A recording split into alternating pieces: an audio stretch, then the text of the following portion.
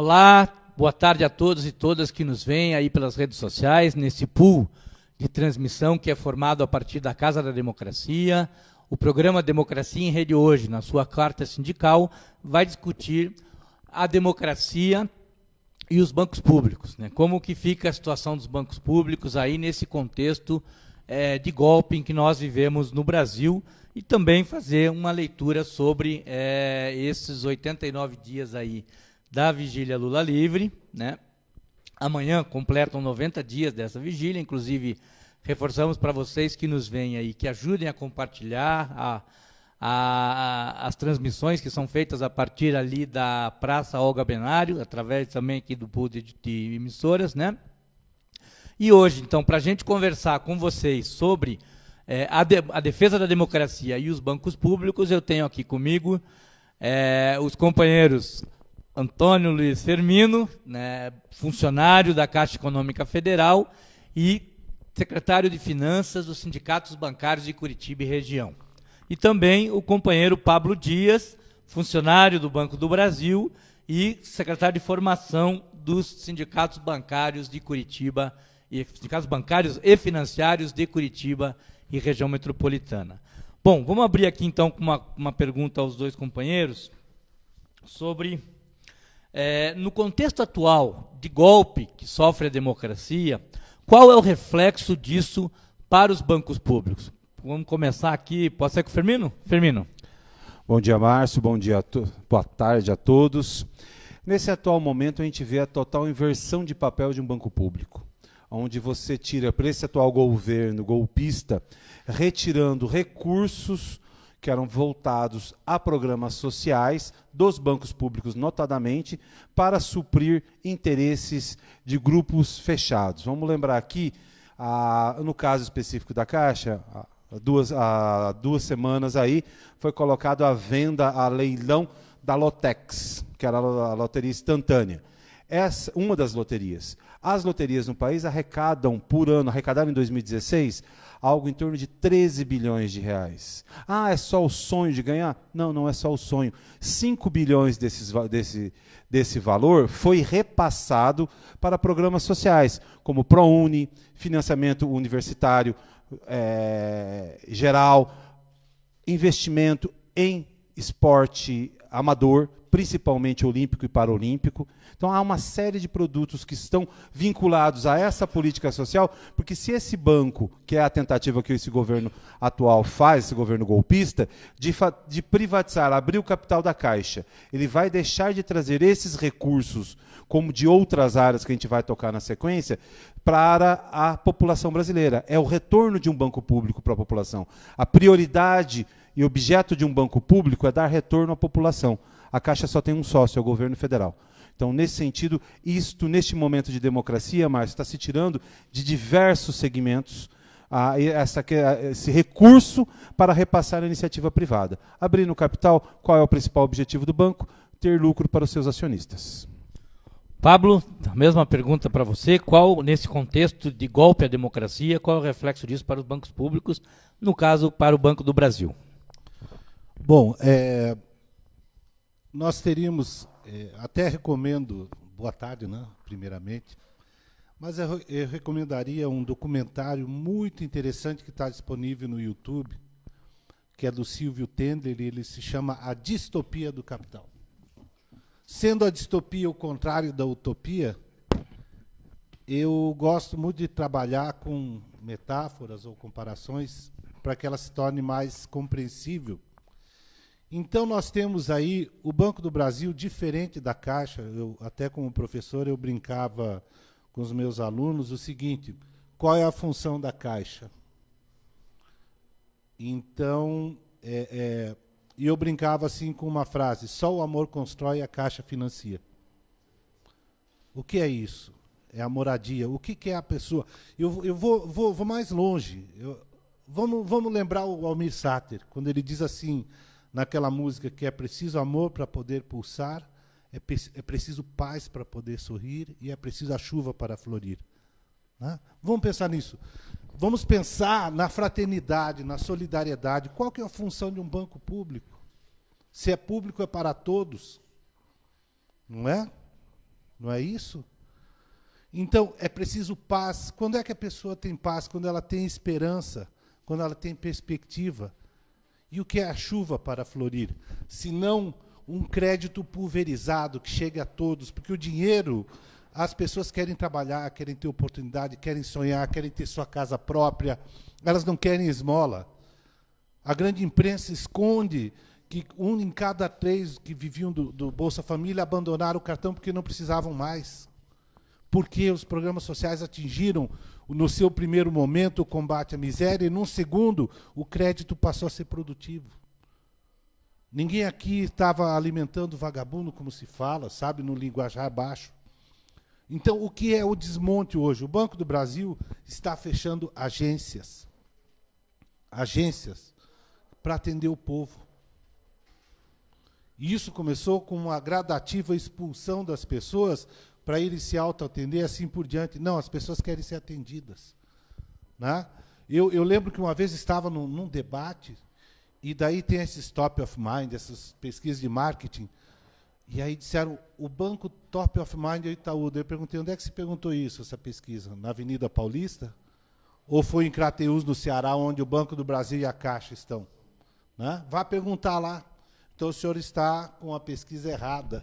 E assim começou o debate. Ou seja, quando você tem um presidente do Banco Central, certo? Que é proprietário do Itaú e nem brasileiro é. Ele é israelense. Agora vai colocar um presidente do Banco Central brasileiro em Israel, ver se eles deixam. Não vão deixar. Então, você tem um Banco Central hoje voltado para destruir os bancos públicos. Vamos ser bem claros. Né? Ah, mas precisa racionalizar para reduzir custo. O Santander está contratando e aumentando e ocupando a vaga que o Banco do Brasil está deixando.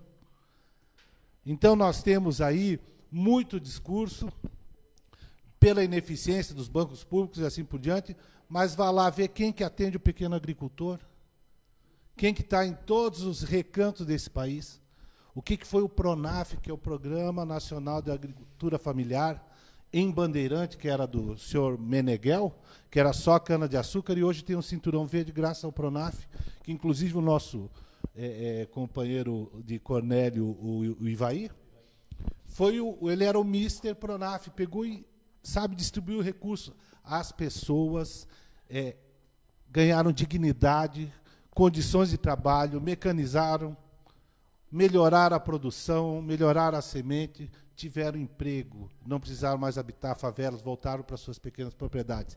Então, destruir banco público representa destruir esse acesso à dignidade. Então, estamos aqui, né, com o nosso Democracia em Rede, e só uma curiosidade que você falou aqui, ao citar o Emir Sader, esses dias nós... Almir Sater, né? Esses dias nós estávamos na vigília aqui e chegou um grupo de pessoas, né? Não, porque nós viemos aqui para ver o Almir Sater. Porque viemos ver o Almir Sater, vamos ver o Almir Sater. Aí chegou-se a conclusão, depois de muito pesquisar-se, que era o Emir Sader que ia fazer uma fala e veio a galera tentando ouvir o Emir Sader. Mas só uma curiosidade.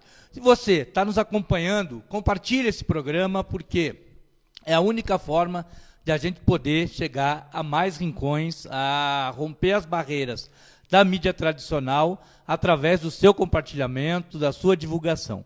Por isso, é importantíssimo esse compartilhamento.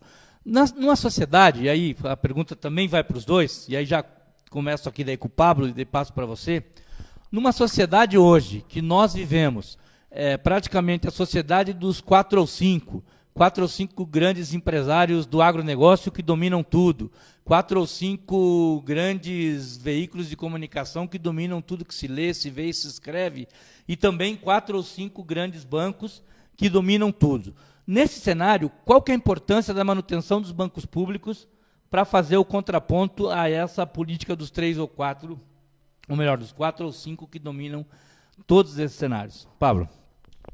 Bom, quando você tem banco público, ele está na esfera do poder público. Ou seja, para implementar políticas públicas. Então, ele é um contraponto ao privado. Quando você olha que em 2008 nós tivemos uma crise mundial provocada, não por bancos públicos, mas por bancos privados de Wall Street, né, que diziam, e que o então presidente do Banco Central americano, o Greenspan, dizia que era a exuberância dos mercados. Na verdade, era um grande cassino, porque não tinha controle, não tinha compromisso público. E aí essa crise se espalhou pelo mundo. E por que ela não chegou aqui no Brasil como teria que ter? Porque nós erguemos uma barreira política que implementou políticas públicas de crédito que salvaram o Brasil, ou seja, elas foram anticíclicas.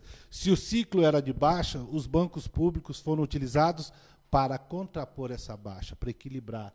E se não fosse isso, hoje provavelmente o Brasil já teria tido até uma guerra civil. Se não fosse isso. Então, quando você fala em banco público, você fala num banco que direciona, que pulveriza, e já que nós estamos falando em democracia, que democratiza o crédito. Todos têm acesso. Então, essa é a importância, a essência. Eu só queria abrir um parênteses, por exemplo, qual é a economia mais dinâmica do mundo hoje, senão a China? E por que a China é dinâmica? O ministro das Finanças dele, numa entrevista à Carta Capital, ironizou o repórter brasileiro, disse o seguinte: lá os bancos mandam no governo, aqui o governo manda nos bancos. Então, aqui os bancos fazem o que o governo manda. Existe uma política pública de interesse nacional, certo? E os bancos têm que cumprir exatamente o que a gente manda. E aqui no Brasil é o inverso. Ou seja, vamos refletir, se a China é tão ruim, por que ela está crescendo? Porque ela controlou, e os bancos, se não forem regulados, e eu estou falando de gente que nem o Jorge Soros, fazendo crítica à falta de controle dos bancos. O que ele comparou? Ele disse assim, você sabe como é que funciona um petroleiro? Um petroleiro ele tem que ter vários compartimentos, senão ele perde o eixo geográfico. E ele falou, quando você tirou essas divisões que compartimentalizavam o petroleiro, ele afundou. Por quê? Os bancos passaram a usar dinheiro indiscriminadamente numa grande ciranda financeira internacional. Então, não tem compromisso público. É a vingança, vou citar de novo a Distopia do Capital. Tem uma frase que ele diz assim, o que está acontecendo hoje é a vingança do capital contra a democracia. Firmino, a mesma pergunta para você, nessa política que a gente vive hoje de 4 ou 5, né, em todos os setores, para os bancos, qual que é o papel dos bancos públicos no combate a essa política dos 4 ou 5? Para mim, Márcio, ficou claro que isso tudo está à origem do golpe. Origem do golpe por quê? Porque nós tivemos 2 governos Lula, um primeiro da Dilma e um segundo da Dilma, buscando um projeto de governo totalmente diferente para essa sociedade. Pablo nos traz aqui agora que hoje o público está sendo usado como provado. Hoje o interesse dos bancos públicos, o interesse do governo está todo voltado em garantir o lucro do privado. Acabou a discussão de melhoria para a sociedade. Em dado momento, nós tínhamos ali a Caixa Econômica pagando 170 milhões de benefícios Bolsa Família, pagando 165 milhões de seguros-desemprego PIS-PASEP, pagando 68 milhões de benefícios aos aposentados, que são parte de um programa de governo. Quem estabelece o teto da aposentadoria, que é o salário mínimo, é o governo. Nós tínhamos uma política voltada, nós tínhamos uma projeção de salário mínimo para 2018, de 2019, acima de R$1.000, já foi rebaixada. Então, claramente, hoje, infelizmente, esse governo, a origem do golpe foi esta política diferenciada, onde, não que esses 6 ou 7 que o Márcio colocou, 5 ou 6 ou 7 colocou aqui, deixaram de ganhar. Eles ganharam muito, mas não o que queriam como estão ganhando agora. Esses caras, claramente, ou a gente dá uma linha de governo para a democracia, e que a gente, num curto espaço de tempo, conseguiu conhecer no Brasil, porque desde 1500 o Brasil sempre foi um país para privilégios para poucos e muito na base, trabalhando quase escravo de um salário para sobreviver, e nós conseguimos ter aí algo em torno de 16 anos de um projeto diferenciado, onde não se tinha emprego, onde filho de operário podia chegar, de empregada doméstica podia chegar à universidade, com financiamentos da Caixa Econômica, do ProUni e do FIES. Então, todo esse debate é o fruto do golpe, um país para todos, num país para poucos. Isso é extremamente importante, o papel do banco público. O banco ele não está ali para simplesmente ter o lucro em cima do financiamento. A Caixa detém 70% do financiamento dos imóveis no país. Por quê? Porque ela financia o baixa renda. Os outros 30% estão nos bancos que financiam a alta renda com lucros homéricos. Por que essa distinção? Porque eles não fazem o financiamento. Ninguém quer a Minha Casa Minha Vida. O Bradesco não quer Minha Casa Minha Vida. Santander e Itaú não querem Minha Casa Minha Vida. Porque vão precisar de um monte de gente para operacionalizar o sistema. Não. Então, claramente, é uma opção pela democracia, parte do princípio de você ter bancos públicos fortes e fazendo contraponto à política capitalista, à política do mercado. A gente pode dizer que desse processo todo que a gente acompanhou desde a década de 90, com a privatização de diversos bancos estaduais, né, importantes para o desenvolvimento regional, como foi aqui no Paraná, o Banestado, o Banco de Goiás, do Rio de Janeiro, de Santa Catarina, né? Alguns foram, inclusive, com resistência dos trabalhadores, tiveram um outro fim, como Santa Catarina, que foi, né, adquirido pelo banco, incorporado pelo Banco do Brasil, né? A resistência que ainda tem de alguns poucos bancos estaduais, mas essa política de privatização da época do Fernando Henrique nos leva a reforçar o papel social que os bancos públicos têm hoje? Sim, por quê? Vamos lembrar aqui, no nosso caso, nosso estado, o Paraná, nós tínhamos o Banestado, que era o banco que fazia o fomento, a engrenagem mais baixa do crédito aqui, local no município, nos distritos, fazia o financiamento, fazia o suporte para essas empresas. Você retirando, e aí claramente, que foi mais uma vez o papel do capital. O capital falou, olha, eu não quero você se metendo nessa seara, eu quero ter o lucro. Os grandes bancos desse país, eu quero lucrar. Então, governo do Paraná, fecha o Banestado, privatiza. Então, eles refinanciavam a dívida do Estado com a contrapartida de encerrar as atividades dos bancos. Como o Márcio falou, são pouquíssimos. Então, claramente, é uma forma de você reduzir alternativas à sociedade de ter o seu financiamento, de ter a sua questão, ou até mesmo a disputa de mercado. O mercado fala, não, queremos um livre mercado. Contraditório, deixa eu fazer uma piadinha aqui, né? Tão livre mercado que a sociedade compra esse mantra que a TV, com as grandes mídias nos coloca todo dia, livre mercado, mas quase parou o país por causa do preço do diesel. Mas livre mercado, o posto vende o que quer. A gasolina pode chegar. Então, o livre mercado, ele não é um objeto palpável para a classe média e a classe baixa. Ou a gente bota as políticas públicas, bancos públicos, para fazer o contraponto ao mercado, ou não tem. Então, isso é claro, é enxugar. Nós já chegamos a ter centenas de bancos, quase milhares de bancos no país. Hoje você se restringe a 6, 7 bancos de expressão. O resto são 50, 70, 100 bancos medíocres pequenininhos. Pablo, mesma pergunta. Bom, eu vou até lembrar de uma brincadeirinha que corre hoje no YouTube com aquele historiador que trabalha na TV Cultura de São Paulo hoje e na Jovem Pan, o Vila. Essa brincadeira diz assim, o Vila foi abduzido, porque ele estava com esse candidato do Itaú, aí, do Partido Novo, o Moneda, um sobrenome sugestivo, né?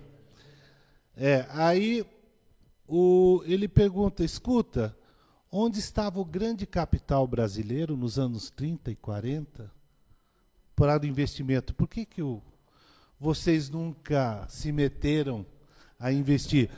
Então, as pessoas da direita caíram de pau em cima do Vila, porque ele fez uma pergunta correta. Quando a gente olha a história, Márcio, vamos lembrar que o Águia de Aia, Rui Barbosa, foi ministro da Fazenda e tentou implementar um programa chamado encilhamento, que era o quê? Liberar dinheiro público para fomentar a atividade econômica. Só que quem era o capitalismo brasileiro? À exceção do Mauá, que tinha uma visão empreendedora, os demais eram herdeiros da escravocracia brasileira. Então, eles não tinham por hábito o trabalho. O que eles fizeram? Foram especular na Bolsa. E o encilhamento, ele terminou melancólico. Nasceu como uma boa ideia e terminou melancolicamente. E assim, a história se repetiu como farsa. Vamos pegar o Fernando Henrique.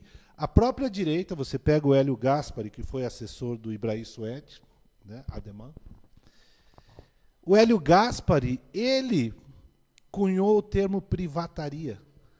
Tamanho o desmando que foi o processo de privatização no Brasil. Uma pena que a Luísio Biondi, que era o economista, também escrevia na Folha, morreu, mas ele destrincha número a número, quando você diz assim, a Embratel era ineficaz. O Toninho Malvadeza, Antônio Carlos Magalhães, era o ministro sinistro das comunicações, investiram 20 bilhões na Embratel e venderam por 21, 6 em moeda podre, financiado em não sei quantos anos. Então, foi um escárnio com o patrimônio nacional. E os bancos públicos, pior, foi colocada uma lógica neoliberal dentro dos bancos públicos para convencer as pessoas de que o mercado era a solução. O mercado apresentou qual é a solução dele em 2008. Não é? Quando você não democratiza, quando você fecha em gabinetes, quando você decide a mando de um império lá fora, você está quebrando a autonomia do país, as pernas do país, a soberania. Me espanta ver o grau de destruição da soberania. Então, se lá no Fernando Henrique você plantou toda essa lógica de privataria, que depois, em 2003, as urnas disseram não, né? Hoje, só através de um golpe de Estado, de uma quadrilha que, o dia que sair do Planalto, tem que ir para Papuda direto. Esta quadrilha está desmanchando o país. Sorte que o Lewandowski, veja, tem que torcer para o Lewandowski. Num relâmpago, disse assim, opa, peraí, calma, gente, calma. Né? O roubo tá tão descarado que veio o STF e disse, não, vamos parar de vender as coisas. Né? Ou seja, concluindo só, esse processo dos anos 90, ele é meio como o Jason de Sexta-feira 13. Ele não morreu, ele estava submerso. Levantou agora, mas eles não tinham condições nas urnas. Nenhum programa que dissesse que iria fazer isso ganharia as urnas. Como é que eles tiveram que ir? Pela força. Com a conivência de um judiciário que garantiu as suas aposentadorias e as suas benesses. Vamos ser bem claros.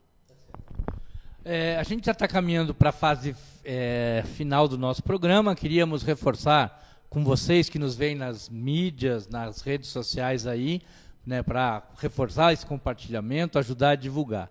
Então, como a gente está caminhando para o final, eu queria, e aí apertando a minha pauta aqui, eu vou fazer duas perguntas em uma para a gente já ir finalizando. Os bancários, né, tiveram há pouco, coisa de dias atrás, a sua conferência nacional, né, que vai colocar na rua a campanha nacional dos bancários. E um dos pontos altos dessa conferência foi a defesa da democracia e a liberdade de Lula, calcada nessa defesa da democracia, porque é isso que ela representa. Nós estávamos numa roda de conversa agora há pouco, e o Pablo colocou que o Lula, que fisicamente está preso, né, mas é uma ideia que corre solta no Brasil, que a sua liberdade representa o resgate da democracia.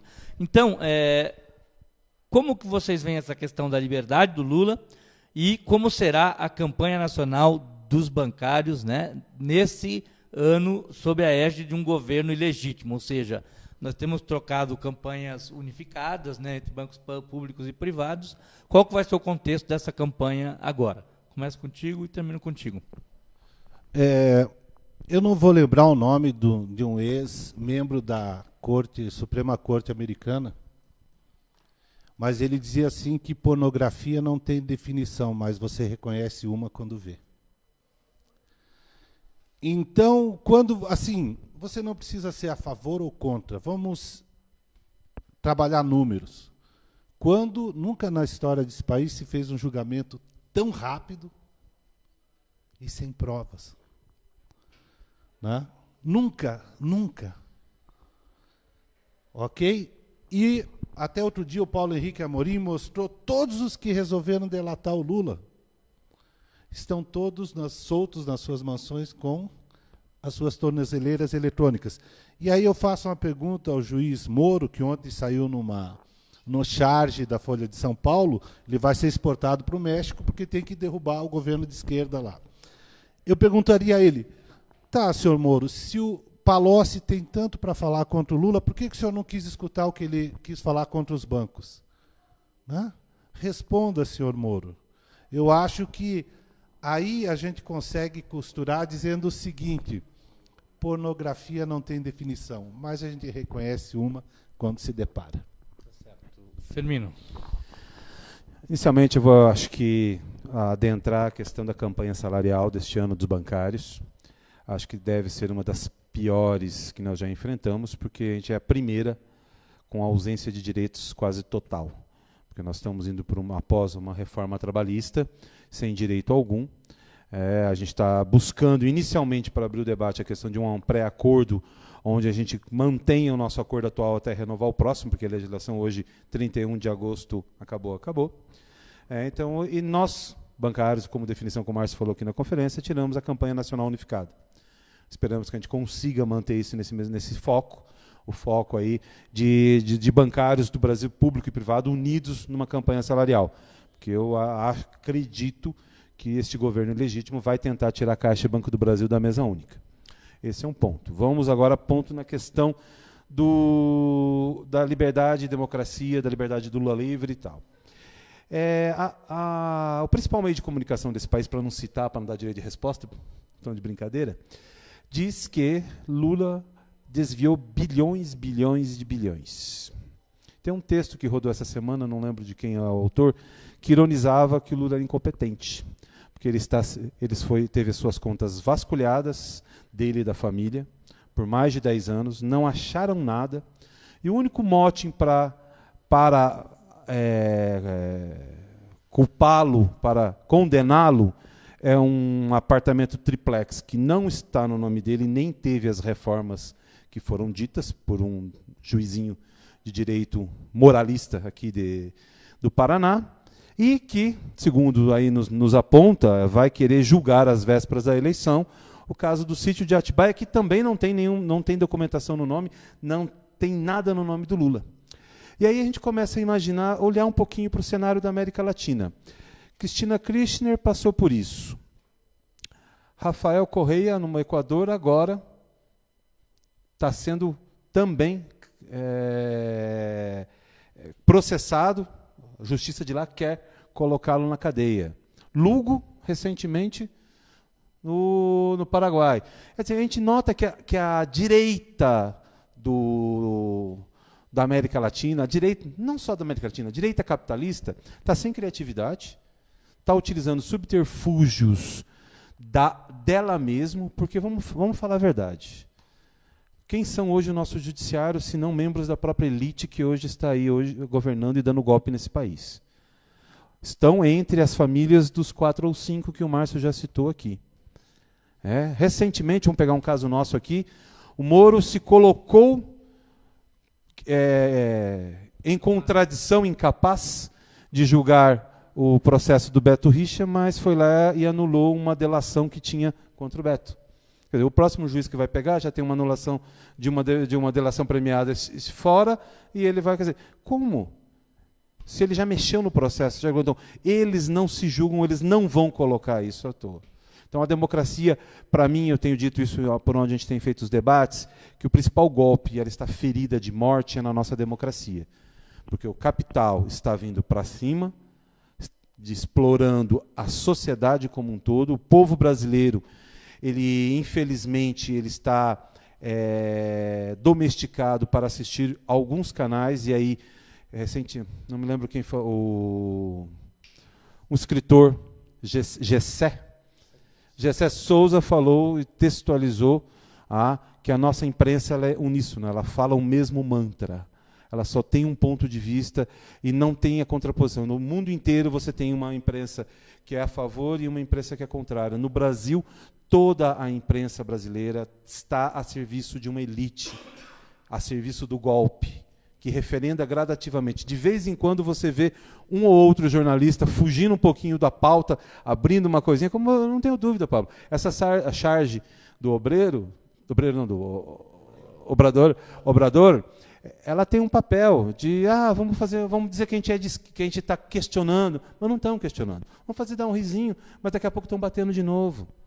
Né? Então, assim, a nossa democracia está ferida de morte.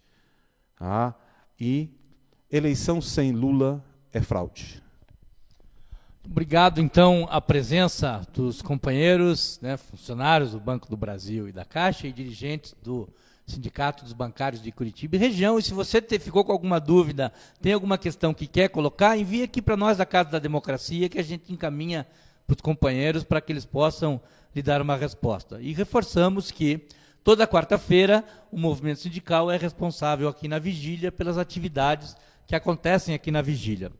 Então, convidamos vocês, sindicalistas, os sindicatos aqui de Curitiba e região, dos sindicatos do interior, de outras cidades do Brasil, que se organizem e venham conhecer a Vigília, venham nos visitar aqui, fortalecer, né, essa consciência coletiva que pede pela libertação desse projeto político que fisicamente está preso lá, mas através das nossas pernas, dos nossos braços, tem percorrido o país fazendo a discussão da defesa da democracia, da defesa das políticas públicas. Muito obrigado. Finalizamos aqui mais um Democracia em Rede na sua quarta sindical.